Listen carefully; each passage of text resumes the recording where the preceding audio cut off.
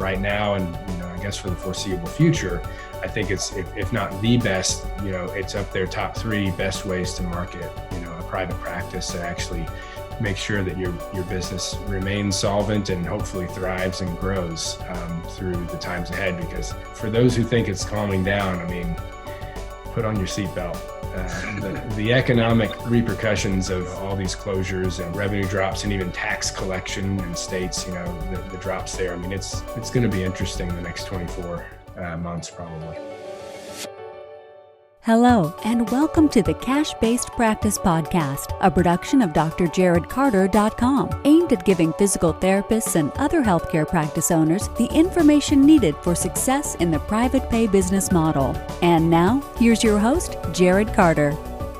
Hello, and welcome back. Thank you so much for joining me. As always, such a pleasure to be doing this podcast and continuing to produce great content for my colleagues all throughout the healthcare fields. It's just such an honor to do this, and I appreciate each and every one of you every week that you tune back in for more of the Cash-Based Practice Podcast. Just wanted to start out with that and let you know how grateful I am.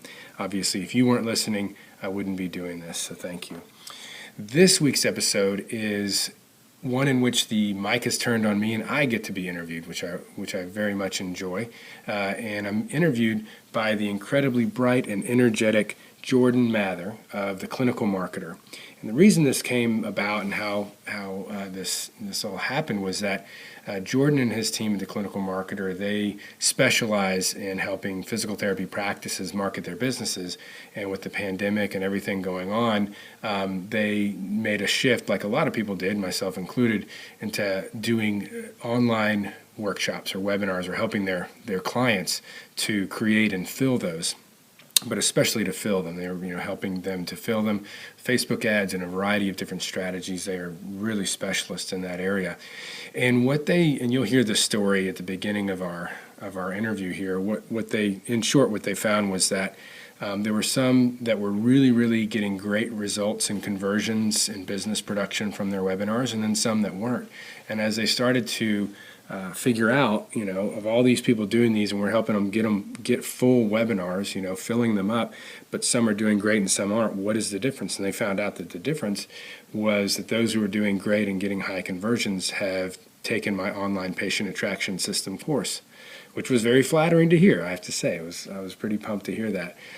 So they reached out to see how we might be able to partner so that their clients, or their incoming clients would always have the information and strategies and done-for-you systems to make sure that if they're going to put time into creating and filling a workshop, that it actually produces business for them. So we did partner up in that way, and they've taken a lot of the resources and done-for-you templates and kind of bonuses from that course, packaged it together with a lot of their stuff, with filling courses and taking the kind of the tech out of the question or the equation, because that often scares people away, and put that all together into a fantastic and still incredibly low-priced, an affordable package called the Online New Patient Workshop System Toolkit. It's only $47.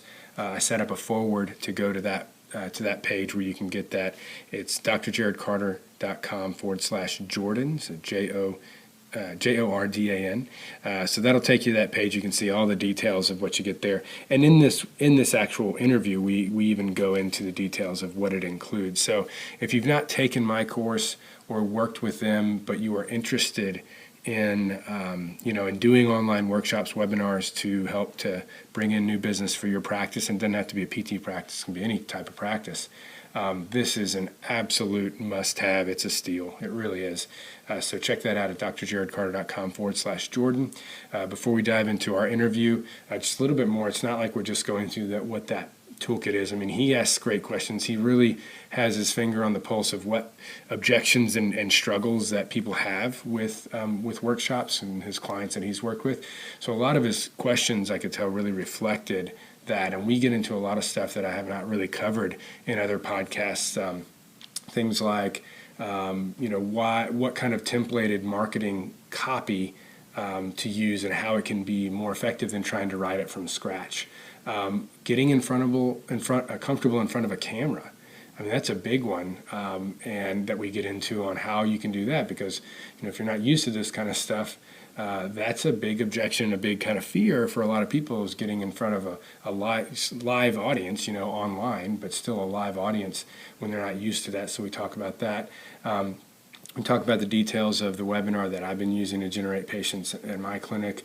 We also get into some related topics, but not the exact webinar topic, but just disaster proofing your practice and the things that I'm teaching my mastermind members to do to really help to get through any upcoming economic downturns. We also talk about Facebook advertising and how to use ads to fill your webinars. It's obviously a specialty of theirs. So we get into a lot of great stuff. It's definitely, if you're interested in this topic or doing webinars already, this is a must listen, and that toolkit is something you should definitely at least hop over and check out. Before we dive into that recording of the interview, of course, I want to thank my sponsors, patientsites.com. The Done For You website and lead generation and nurture systems that they have been huge for my practice and so many in my audience and in my mastermind through the years. So check them out at patientsites.com. Mention the podcast if you want to get started. You'll get a really nice discount if you do. All right. Thank you guys again so much. And with all that said, here is Jordan Mather. Here's the thing. If anyone in this group hasn't heard this story yet, back when we started first exploring online workshops, and we realized how much more effective they were than any other style of advertising that we're doing for our clients at the time, we started to realize that there's some people that were just doing so much better than the others. We had no idea why. The workshops were similar. Even their style was kind of similar. We were helping them with the offer, so it wasn't any of those things. So we had no idea what it was. And after a few weeks of digging, we realized that all the people that were crushing it all came from Jarod's course. So naturally, I immediately reached out to him and asked him to come in the group. So this stuff really works, but there's definitely a lot of areas you can go wrong. So before we go into all of those core questions that we've been getting all week as we've been teaching people about workshops, would you mind sharing just what workshops are to you, when you got started, and what made the shift during this whole pandemic that made it your go-to strategy? Well, it was just out of necessity, right? Just like everyone else. It's like all of a sudden, now we weren't in Texas forced to close our doors, but in the beginning, before I really understood the risks and how we could go about seeing people in person safely, I went ahead and just closed doors. I just wanted to make sure that staff and clients and everyone was safe, and that, and then, a couple months later, we reopened and we've been back seeing patients in the clinic and doing telehealth. But we made that decision, and it was a quick turnaround. We basically said, all right, in 2 days we're done and we're all online. And then all of a sudden, all of our, regular forms of marketing, really, honestly, I hadn't had to do a lot of ongoing marketing at that point because of all the stuff we've done online before and just a good word of mouth referral source, base. But all of a sudden it was like, oh, wait, now we have to market again. Okay. Oh, and we got to market to people and convince people to do physical therapy online, which is totally foreign to most people. They typically don't even know what we do in the first place, but then they're really like, wait a minute, PT online. So, we did a really good job of, first and foremost, converting our current plans of care into telehealth. I think we lost about half, which is still a lot. I mean, still a huge kick in the gut, but better than, I think most were able to do. But that's still like half. And we were charging a little less actually significantly less in the beginning for telehealth.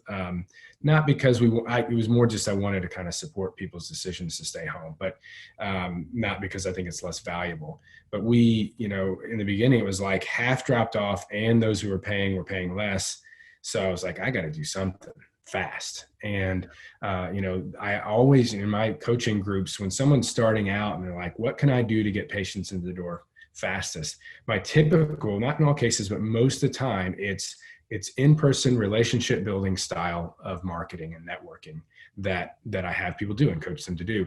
Well, you can't really do that in the pandemic necessarily, truly face-to-face. But of course, we do have ways where we can get digitally face-to-face in a live setting through the form of webinars or, online workshops. And I'd been doing webinars for my other business for years and years. So I already had the infrastructure, already understood copywriting and offers and sales and landing pages and all that stuff. So I was able to really quickly put together, online workshops, we call them, but it is essentially just a webinar, right? And get those going for the practice and, generate some brand new telehealth clients and get us through that pretty tough, couple months of everyone just being totally freaked out and, not really wanting to go to the clinic, even when our doors were open. I think it would have been quite difficult. So yeah, it really helped us bridge that gap of time when we were all telehealth, and we had some of those workshops, as you had mentioned in the Facebook group, one of them, we did, about $4,000 worth of new, plans of care in that workshop that lasted, a little under an hour. So it was pretty awesome. And then, with webinars, it's cool that you can, as set them on evergreen and, let those leads continue to trickle in and become patients without you actually being there live. Now, live still is going to be a lot higher conversion. I'll say that too, so even if you have some good recordings that you got going evergreen, I would still suggest what I'm doing now is one monthly live workshop. Yeah. And that keeps the patients flowing. I think almost the evergreen ones are almost better to think of them and measure success of it based on just community awareness and spreading that word of mouth. I think that's such a strong component of just doing that. Here and there, you'll get your signups, but it's nothing like a live one, nothing like it. And if you want to get, if you want to add some automated, but, additional juice to an evergreen webinar, it's a little side bonus thing. You can use something called Deadline Funnel, and you can basically set a timer on an offer. And then in the emails they get, and when they're redirected afterwards to a sales page, to an offer page, it'll have a countdown timer that's specific to that person. It's cookied them. And so like you can say, look, you can get a completely, a 50% discount on your first session if you book it in the next 30 minutes. And then it truly goes away in 30 minutes. So it's hard with evergreen things to add true scarcity, but that's one way to do it. With the live ones, obviously, it's easy to add a true scarcity, but with those evergreens, it's not always easy. So. I love that. Now, I know, well, first, Melly, Max, Bradley, good to see you all of you on here. Guys, if you're on here live, say hi so Jarod and I can give you a shout out. And if you're catching the replay, comment replay, if you're watching this on YouTube, hit subscribe, throw us a comment. We'd love to hear from you. So a lot of people are probably listening to this like, okay, Jarod, you made a ton of money, but you're freaking Jarod Carter. So can you humanize yourself a little bit more? Tell us about the first couple workshops you ran and when you first realized that like this is the strategy. Yeah, again, that's the thing is if you've been doing them for a long time and you understand the way to word things on a sales page and the way to get people to the sales page in the first place, because you know how to word things in your emails and your social posts, et cetera. When you have that background, it can go a lot faster. And that's why we put it all those things kind of as done for you as possible into the system that you guys are now, collaborating with me on. So I'd say, pretty quickly, the first workshop, was not, the second workshop we did was the one where we got 4K. The first one, I think we still, scored 1,000 or two worth of plan of cares. And, we're all cash pay and we were selling telehealth. So if it were insurance based and, see them in the clinic as well, I think we probably could have done a lot better. It's just a little bit harder of a sell, obviously. But yeah, it was pretty quickly that we were like, yeah, this is it, because it's that perfect marriage between a live, as face-to-face as you can get in a pandemic interaction, along with in a format that people are comfortable with. It's not just that they're looking at a social post or that they're just reading an email or, whatever. It's just, it's got both of those really powerful components to it. So, I mean, right now, and, I guess for the foreseeable future, I think it's, if not the best, it's up there, top 3 best ways to market, a private practice and actually make sure that your business remains solvent and hopefully thrives and grows through the times ahead. Because you know, we've got, if for those who think it's calming down, I mean, put on your seatbelt.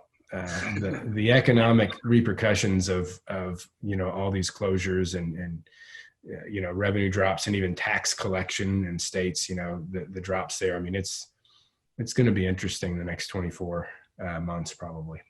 Absolutely. No, nothing's guaranteed. Sure. So it's best to prepare for the unknown, right? Right. So Have your systems in place ahead of time, right? what's something that, you know, a lot of people are, I think one of the biggest barriers that people have with getting this thing started is not feeling comfortable on camera. Did you ever struggle with that, or have you helped someone kind of get over that? And what are some tips that you would give to someone? That's a great question. Very good question. Certainly struggle with that early on, years and years ago when I started to do any kind of video. I mean, there's not many people I think that just are super unafraid and just natural. You know, there are naturals, but it took me years of practice before I could get to a point where I feel really comfortable doing something like this. So first and foremost, recognizing that you're not alone if it freaks you out, right?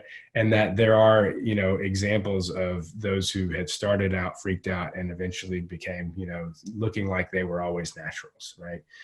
And ultimately it just is a, you know, practice and doing it over and over again kind of thing. So one of the things you could do is create a private Facebook group where you do practice live, you know, videos on topics. And maybe you have like a couple people that you say, hey, can you come in here and throw questions at me? Or, you know, just getting used to it, getting your reps in. That's the main thing. So, but getting them in a way that is actually, you know, you see the little thing, it says live, you know, and you're like, even if there's just a few people in there and you know them, and it's, you know, your mother-in-law who likes every one of your posts, no matter what you put up, like, you know, just have some eyeballs on you and have it live and go through your presentation, and you get some reps in there. You'll very quickly get much stronger with it. Yeah, no, it's I'm so glad that you said that, because one, for me, it took me a year of chickening out on doing lives where I'd say I was going to do a live,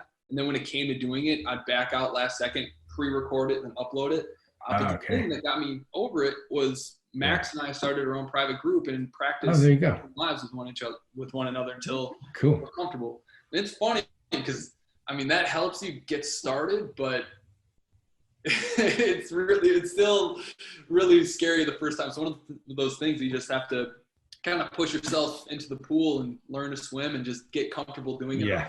Repetition for sure. And it doesn't really, it's not so applicable to workshops, because hopefully you are going to really promote those and have a lot of people on at first. But if we're talking like Facebook Live, you're getting on your business page and you didn't announce it or anything, like hardly anyone's going to actually show up and watch. You might see the little 1 or a 2 next to the eyeball, you know. Right. But then when you're done, you can just delete it if it sucks. You know, it's different in workshops. I know we're focused on workshops, but if for those who are really interested in potentially doing live video promotions for various things, one of the things we're actually looking at doing is starting like a weekly Ask Me Anything via Facebook Live for our practice. And just kind of promoting that and getting some questions ahead of time so that if no one does show up live, you still got some questions that have been submitted.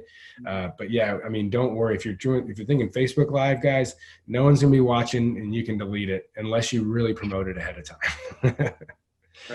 Right. Well, I think that's really sage advice. So if anyone's fearful of being on camera, you just gotta start a group, get a little bit comfortable, and just go for it. Because once you do it, it gets a heck of a lot easier, and the dividends that pay out for it when you keep doing it is just immeasurable, truly. Yeah. Can you imagine if you never recorded a video, Jarod?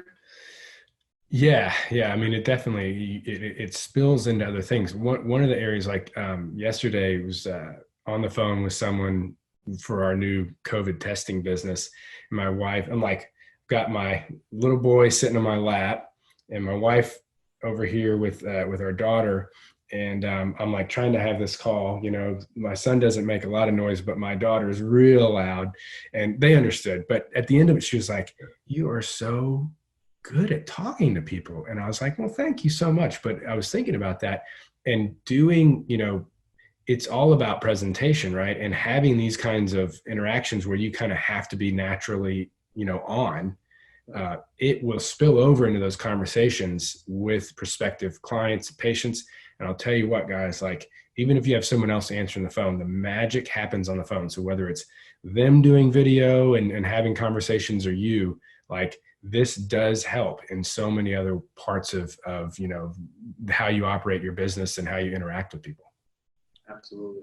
Mm-hmm. Absolutely. Well, thanks for sharing all that. Yeah. So for people, do you see that there's a specific kind of person or a specific kind of practice that this works really well for? Yeah, I think that right now it is pretty broadly applicable to most niches and most types of practices, just because of the situation we're in, where not a lot of people are wanting to do face-to-face networking and workshops, right? Whether the person presenting or, the people who would show up or won't show up. And so it's almost like, if you want to do something that has that relationship building, live interactions component to it, this is what we have. Like, this is our option, because you're just not going to be able to get enough people to come out and meet you at your clinic or at a gym or at whatever setting in person. It's going to be really difficult to do that.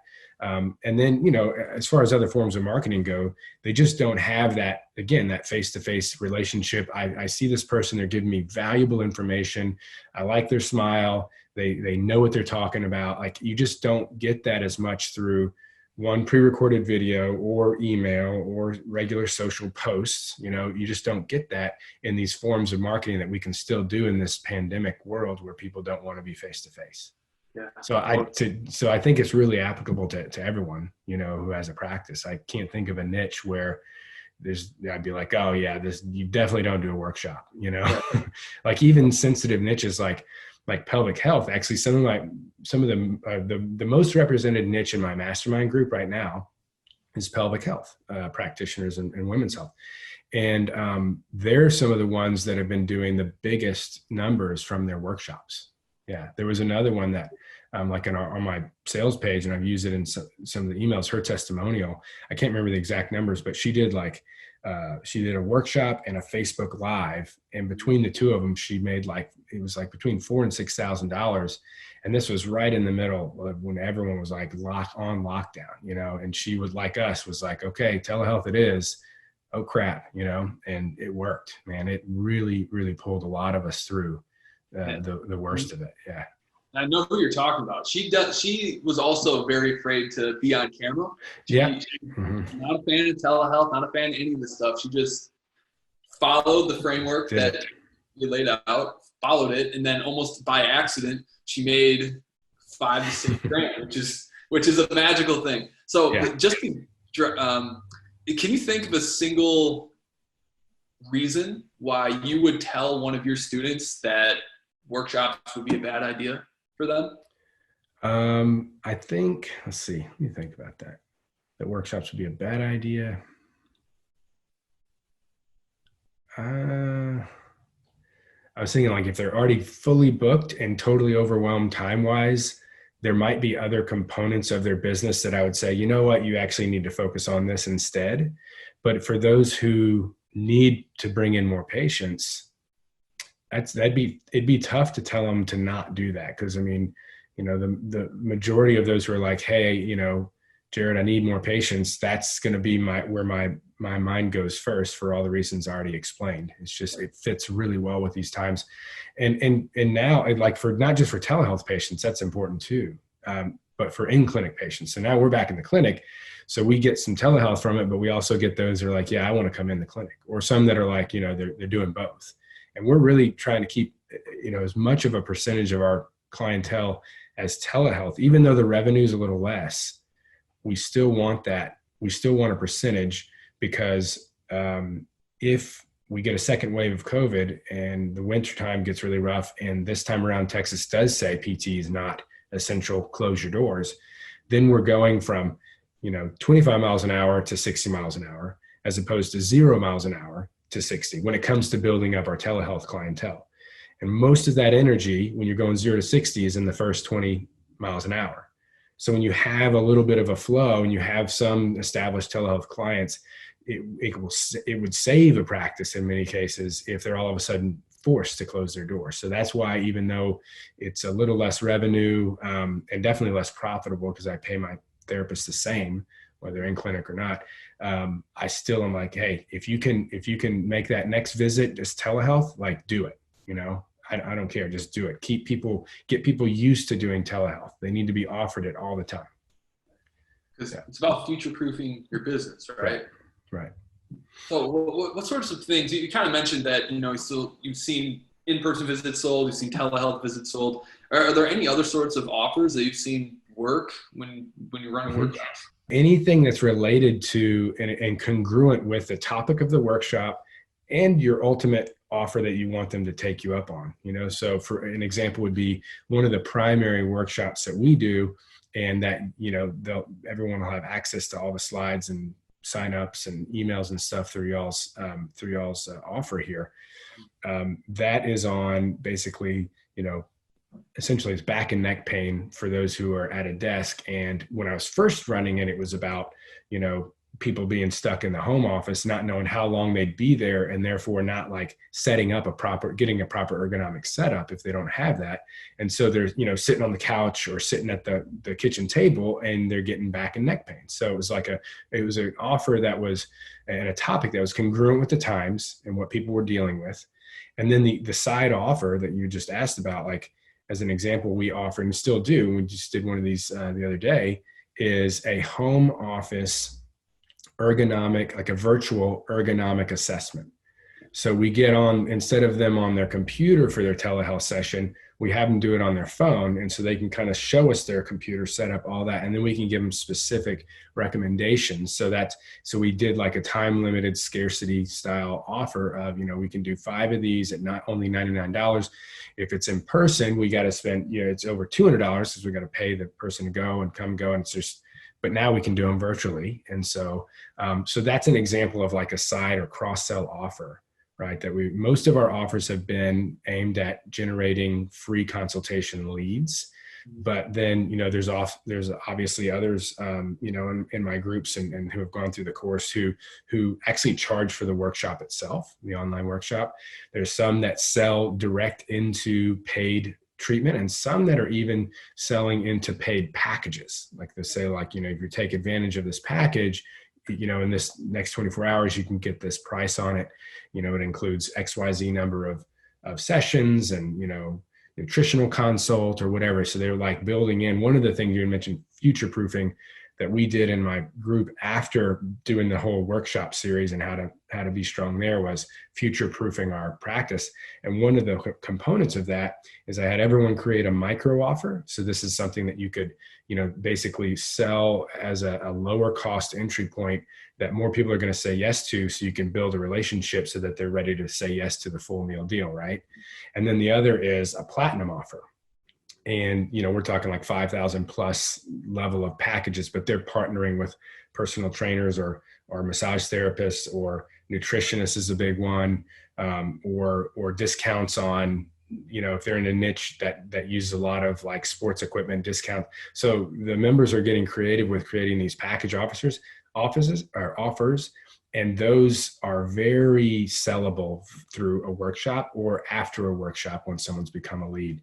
So it's not just about, a PT service. It can be about a lot of different things.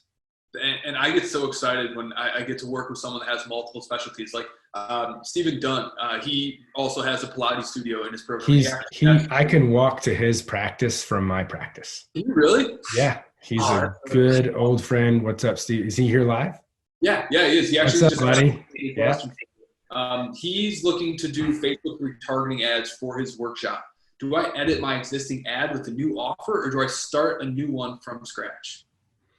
So first and foremost, you guys are the specialists there. One thing I would say is I would say it kind of depends on the retargeting, and there is a certain kind of component of wanting the carryover of the social proof of the likes and comments on your first offer, rather than starting with a new ad where all that goes away.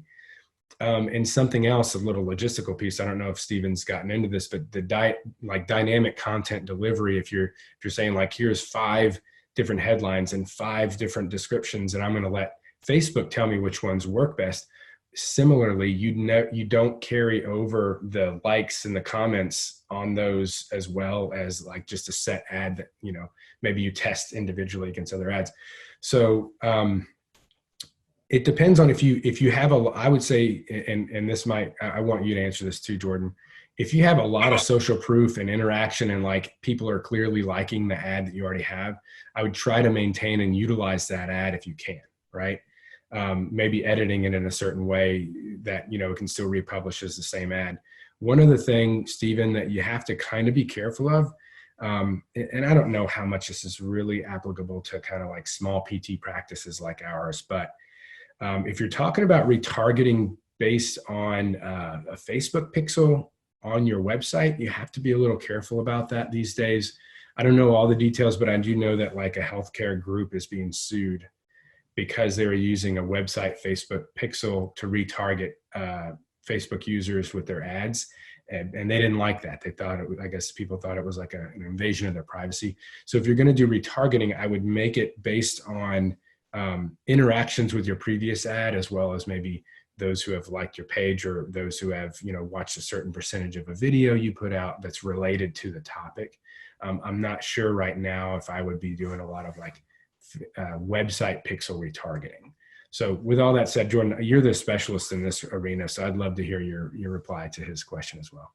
So one key question that I need to better understand. So are you retargeting people that attended and opted in for this workshop, or are you retargeting people that just landed on the page? I think that's a super important thing to know. But in either case, if you're retargeting people that attended that workshop and they didn't take the offer they presented at the end of it, I would run retargeting ads with some sort of video sales letter or testimonials. And for 7 days, I would remarket to them the offer that you presented at the end of that workshop.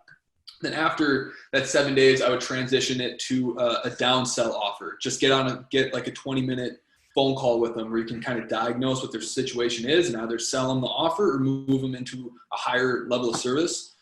So I think that's what I would do. But make sure you're also, you might not even need Facebook ads to do a really good job retargeting the people that went through that workshop. I think one of the biggest areas that people lack when they're running, especially workshops, is the follow-up. They tend to only focus on the people that showed up when all of those other people still had the exact same problem. They could have still been your dream client. They just had a really long week and didn't feel like, they wanted a beer and to sit down and watch Netflix, not, put more info into their head. So I think you can do a lot of that retargeting with email as well. But Facebook ads definitely work, but I wouldn't keep hammering them longer than 7 days with the same offer. I would transition into a downsell afterwards because you're just going to spend a lot of budget. Hopefully that answers your question, Steve. If it doesn't, feel free to reach out and we can jump on a call and we can get a whole strategy planned out for you. I like that idea. That's something I might want to do now is for those that didn't show up, actually get some Facebook ads in front of them. Hadn't done that. We just have a series of emails that go out, but because we don't want any more friction than necessary on the registration page, we're not collecting a phone number, which is the name and an email. So we can't, in our situation, we're not trying to reach out by phone because we don't have the phone number. That's something to consider too, Stephen, as far as the follow-up goes, is testing out if I require a phone number so that you guys can follow up via text and then call afterwards if they didn't show up, or if they did, just checking in with everybody.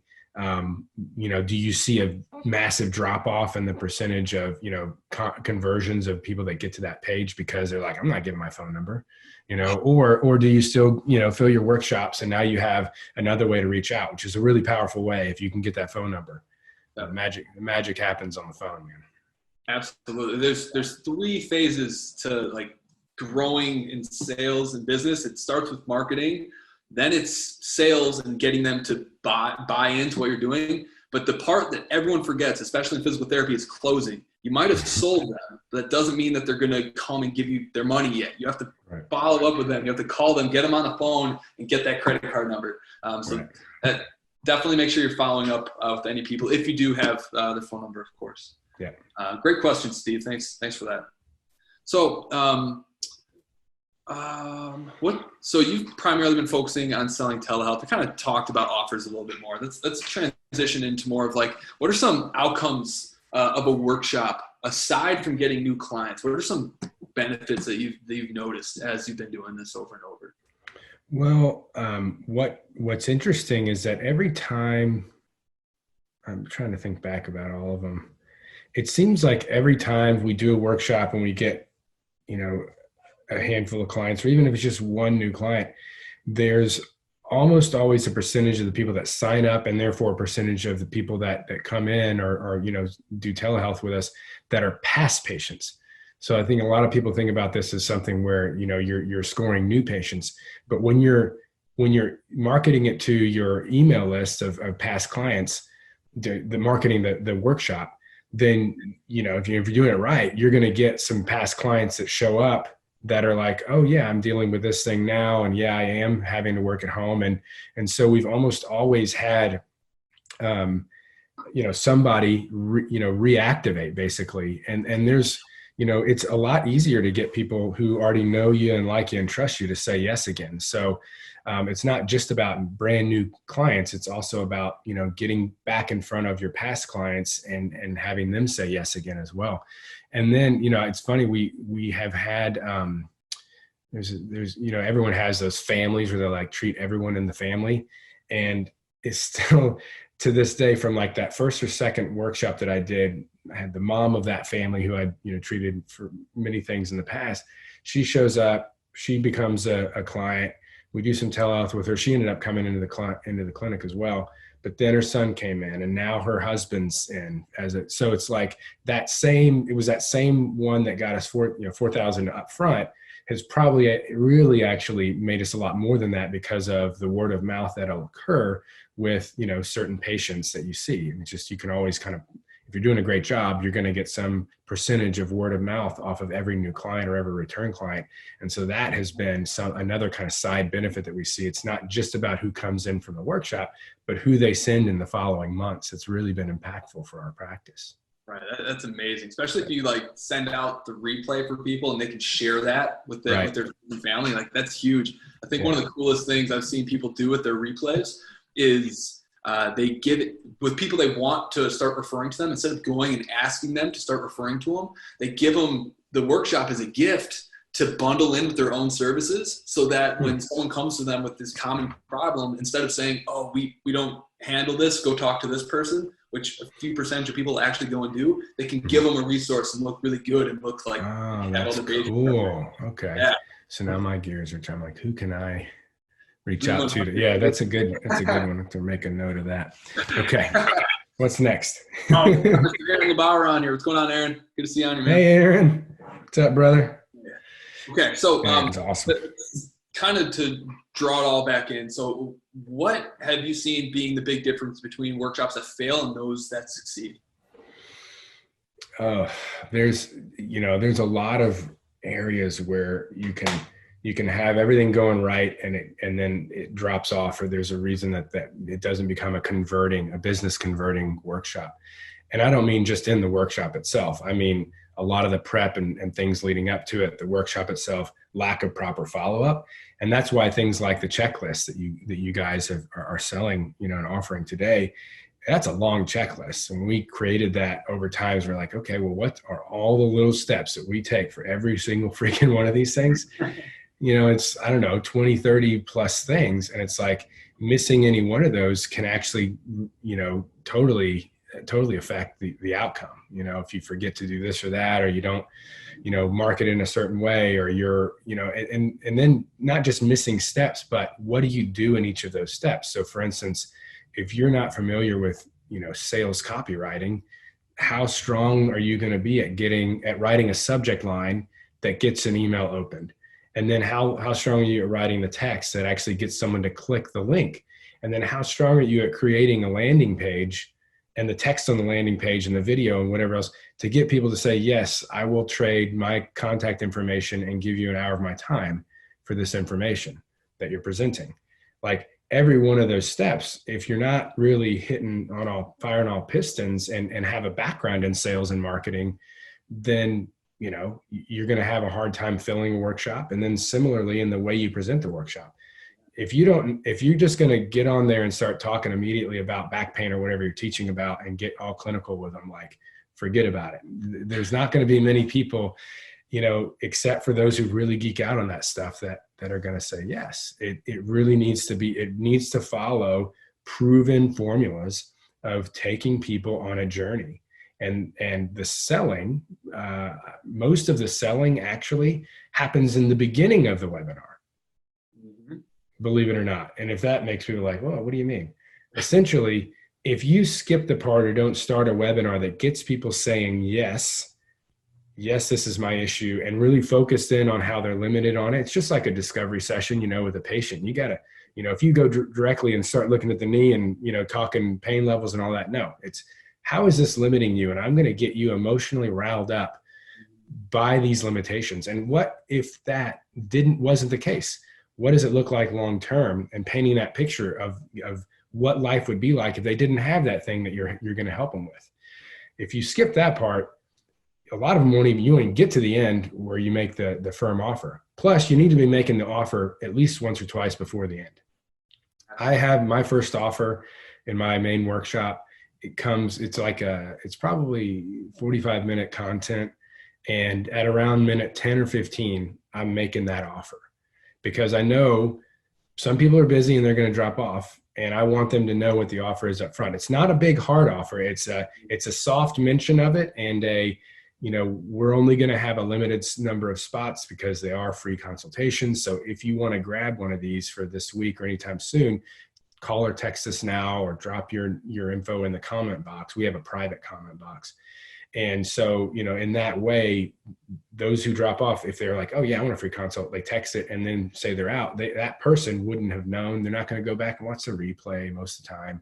You know, you don't want to rely on emails being opened, you know, any more than you have to. You don't want to rely on people going and actually watching a replay. So like when you deliver the replay email, you know, the day after or a few hours after, your offer needs to be in there too. Like you need to make sure, I mean, even our confirmation page has the offer before they even show up. And we've gotten patients from that because they register, they get to the confirmation page and they're seeing a short video. And in that video, I'm telling them, hey, if you're dealing with back pain and that's why you signed up for this workshop, you don't have to wait till next Thursday to get the answers you need. We'll talk to you completely for free and start to figure out a plan. And, you know, just call or text and it has it in text too, because you know what? Some people don't want to watch video, right? So, but if they scroll down just a little bit, you know, below the video, there it is in text, the same offer. And then below that, we're pre-framing them and telling them how great all our therapists are, because I don't want them on my schedule. I want them on my therapist schedule. I don't have space. So those are the kinds of things where if you don't know all that stuff, you will not have the same outcome. You need to have that stuff done for you, or you need to know how to do it yourself if you're going to really capitalize on the time and effort it takes to put one of these on, because you got to work. It takes time to set up. Once you've done it once though, you've got the infrastructure and the emails and all that, like you're pretty good to go to keep, you know, wash, rinse and repeat a lot faster, which is exciting and good. But yeah, the first one, it takes some elbow grease, and you got to know how to do all those things, or have someone do it for you. If you're going to really make it worth your time and energy. Right.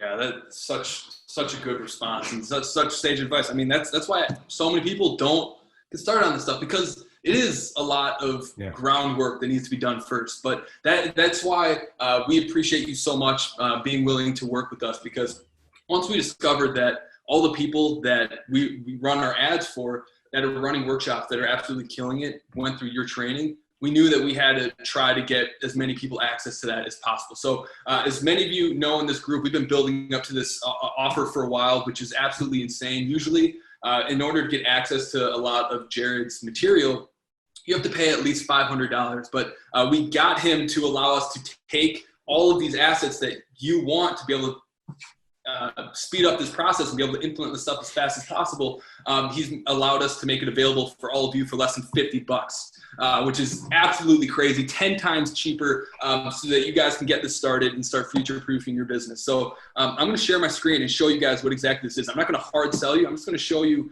what this is, because I feel like this is such a no-brainer offer that you guys don't need to be hard pitched on it. So let me share my screen here. Okay, so we put together the online new patient workshop toolkit, which we're so freaking excited, because this has all of the email templates, the landing pages, the text follow-ups, the Hipaa, I keep saying Hipaa today, but Hipaa documents. But Jarod, you want to walk them through what this offer looks like? Yeah, so these are all, like you said, extracted from the online patient attraction system, and some of them are the bonuses and some are part of the content, core content itself. And so number one here, the slide template. So that's basically, that's my slides of my primary workshop. So we have, I think they're PDF form, and I'm not sure if you guys have, PowerPoint and Google Slides. And so you can literally go in there and just like, if you want to do the same workshop, you can just change out the branding and do the same workshop. It works like charm. It's right. So basically it's like a done for you version of like, here's your workshop slides. And you'll see when you get in there, that journey I was talking about, right? How we get them to go on kind of an emotional journey with us that leads into the core content where they are getting something valuable and, some good valuable stuff. And that perfectly marries and leads up to, an ideal and congruent offer that you want to take them up on, which in this case for that one is a free consult, but you can of course change that out and slice it and dice it however you want, depending on your niche and the topic of the workshop. The Hipaa legal templates, you guys had a lot more to do with than I did. But some of the stuff that we have in the course and in this number 2, we're not attorneys. We have to say that, right? We're not compliance experts, but we know those people and we talk to them a lot. And so there's some good general advice and templates that people can use and modify for their situation. The workshop checklist I mentioned earlier is that like super long checklist. So it's like leading up to it, you've literally checked all the boxes of the things you need to do leading up to it.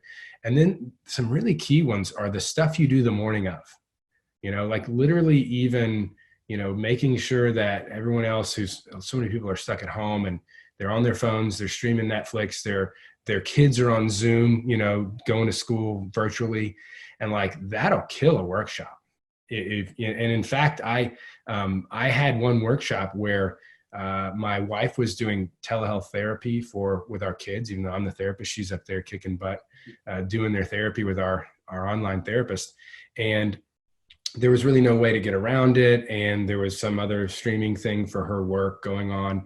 And I kind of froze up a couple times and it sucked because we lost about half of our attendees with that, and then so little things like that of knowing that and getting an Ethernet connection or whatever the case may be to make sure that things don't fall apart in the middle of the presentation. Then the follow-up components and even the post-game analysis that you should do after every one of these things to see how can I do better.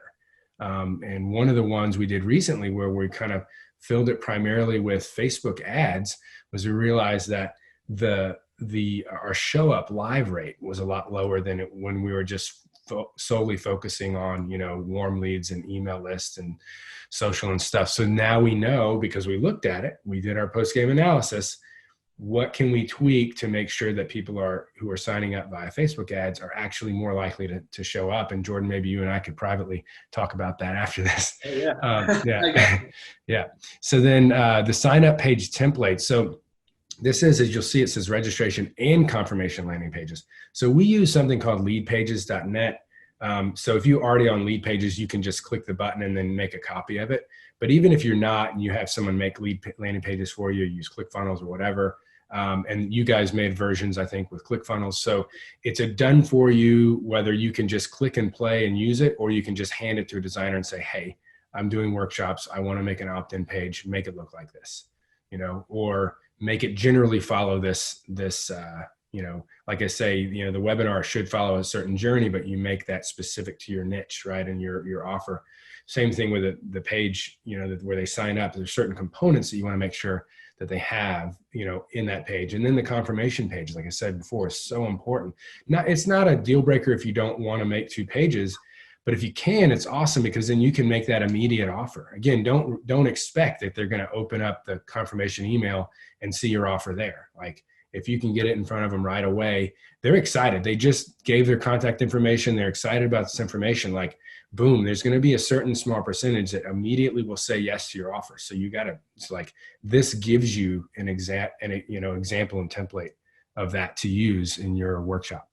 Then the tech gear guide, I think you guys had a little more to do with that than mine. I mean, I can do that one. So basically, the tech gear guide, we know everyone's afraid of the tech. We're tech guys. We just made it as easy as humanly possible for you. So there's a lot of paid options. There's a lot of free options. We basically created a free guide so that when you're taking a look at your personal business situation, which one of these is going to be the best option for you in terms of webinar software, cameras, audio, all the stuff that you might get stuck in analysis paralysis over. We just made it as cut and dry as humanly possible for you. So there, like I said, a lot of free options, a lot of paid options. Just find the one that's the best fit for your business. Cool. And then that bonus is, this was something that I created. What's cool about having an online business where you teach about, success in private practice or cash practice or whatever, is that everything that you do and spend time creating, you get to then share with your audience, like creating for your own practice. So this was something that I created while I was doing this for my practice. So what happened was, going back to the story at the beginning, we closed our doors and we're like, oh crap, now we're all telehealth and lost half our patients. What do we do? And I was like, okay, how can we get an announcement of what we're doing out there for free? And so I started, I knew a bit about getting free PR before that, but I really did a lot of research, and a lot of that research I actually put into this document. And so there's a difference between a pitch and a press release, very different things. And you can use both of them to get free PR, free publicity for your practice, for your offer, for your telehealth, whatever you want to do. And so with what I put into there, I just did what I put into there, into this PDF. I did that and got us on a major network nightly news in Austin. And that video is at carterpt.com. You can go see it. It's at the top with our COVID announcement. And you'll see the news came out and did some video, and I sent them some of my YouTube videos and they put it on. It's really cool. And that was completely free press. And then we submitted a lot of press releases, and some of those got picked up on national news, and those are really great for backlinks. So strengthening your SEO at your website. And so there's also in that PDF a list of 15 or so places we found where you can literally, when you create a press release based on the guidance you get in the PDF, you can go post it for free at 15 different, press release firms. And they basically put them out there, and then media companies that are looking for content, they're like, oh, that's relevant. We're looking for something. We'll just pull that. We'll just use that guy's stuff. And then it links back to you. So it's a really cool bonus. I'm excited that I put that together and did that research. Yeah, I'm pretty darn excited that you did too. I firmly believe that everyone is just one great workshop away from solving a lot of their lead flow problems and awareness problems within their community. We designed this offer and talked Jarod into allowing us to offer this crazy 10 times cheaper off price to get all this stuff because I want to help you close the gap between where you are and where you're trying to get to and future-proof your business. So everyone, if you want to check this out, comment toolkit in the comments. I'll send you a link and you can check it out. But everyone, if you have any questions, I know Jarod's got to run here. So if anyone has any remaining questions that Jarod could help you with, now would be the best time to ask them. I'll quickly also throw this in there, a little bit of who is this not for, as far as just whether it's the toolkit or just doing workshops, is that, like you said, you might be one workshop away, but it's the creation and doing of that one workshop multiple times. Don't just it's kind of like if you're going to get into Facebook ads, and Jordan can attest to this, like sometimes it takes a few, tests and trials to get to where you have something that is, really working for you.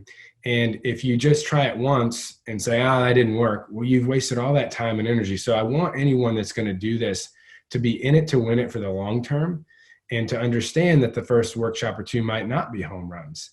But that's why you analyze where and you can look at it, how many signups did I get? Not many. Okay, now I need to work on my marketing.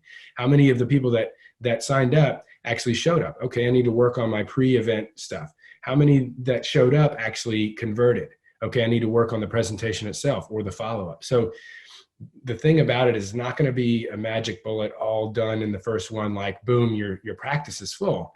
No, I think that's such a good point. Like, this isn't a magic bullet. If you think that, if you don't plan on providing truly life-changing advice during these workshops and really providing a lot of value on the front end, this stuff's not for you. If you think it's going to be this magic bullet where you're not going to have to put in work or follow up these people, it's not going to work. I kind of, and if you're not willing to work at it, it's not. I kind of think of workshops, it's kind of like darts. They give you 3 darts for a reason, because the first 2 are probably going to be terrible. You need that third dart because it's going to help you center in and make sure you hit your mark. Not that you're going to get it in 3 tries, but it's important to know that it takes practice and takes work. Yeah. But once you nail it, you got it. Yeah, you've got a great system, and it's easy to, again, wash, rinse, repeat. Once you have a winning workshop, it's easy to redo them again. And actually, what's not easy, what I'm finding long-term or not as easy as in the beginning, is filling them. And that's where the Facebook ads come in that you guys are helping your clients do, so you can continue to fill them. So that's kind of that other piece of the puzzle that you guys are helping with this offer as well. Absolutely.